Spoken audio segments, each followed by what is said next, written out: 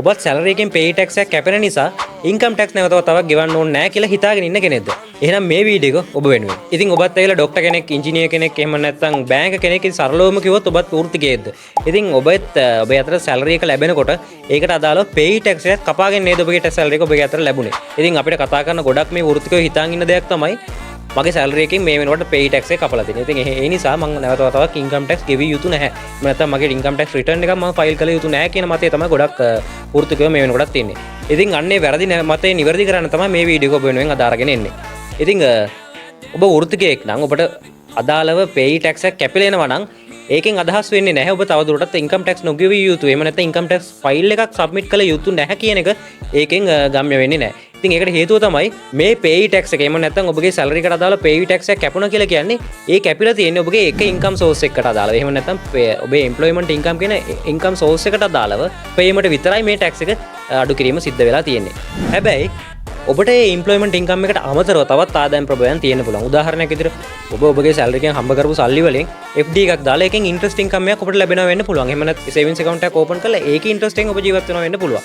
එහෙම නැත්නම් ඔබට IT ප්‍රොපර්ටි එකක්, උදාහරණයක් ඉඩමක් නැත්නම් ගෙයක් නැත්නම් බිල්ඩින් එකක්, කඩ කාමරයක් මේ වගේ දෙයක් ඔබ රෙන්ට් එකට දීලා ඒකෙන් ඔබට ආදායමක් ජනනය වෙනවා වෙන්නත් පුළුවන්. ඔබ පේ ටැක්ස් විතරක් ගෙවලා මේවට අදාළ ටැක්ස් එක කොතනින්ද ගෙවන්නේ? ඉතින් ඒකට තමයි මේ ඉන්කම් ටැක්ස් ෆයිල් එක සබ්මිට් කරන එක අනිවාර්ය වෙන්නේ. ඉන්කම් ටැක්ස් රිටර්න් එකේදී තමයි පෙන්වන්න යන්නේ ඔබට එම්ප්ලොයිමන්ට් ඉන්කම් එකෙන් කොච්චරක් මුදල් ඇවිල්ලා තියෙනවද? මුදල් ඔපේලා තියෙනවද? ඔබගේ රෙන්ට් ඉන්කම් එක කොච්චරක් ඇවිල්ලා තියෙනවද? ඔබගේ FDs වලට ඉන්ට්‍රස්ට් කොච්චරක් ඇවිල්ලා තියෙනවද? නැත්නම් වෙනත් මොන හරි ව්‍යාපාර ආදායම් වගේ වෙනත් ආදායම් ඔබයන් වලින් ඔබට මුදල් ඇවිල්ලා තියෙනවද?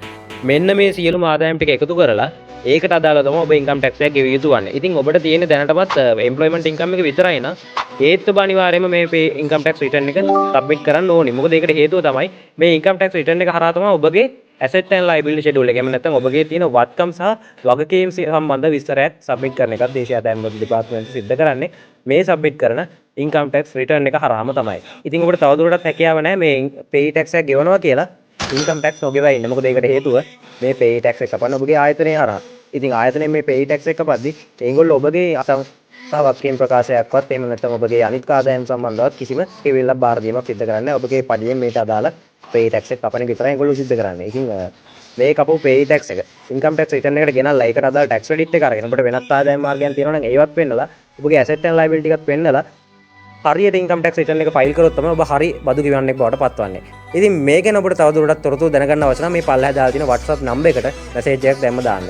ඉතින් මේ වගේ සංකීර්ණ බදු මාතෘකා සරලව දැනගන්න අවශ්‍ය නම් අදම අපිව ෆලෝ කරන්න. මම විශාල් මොවයිස්.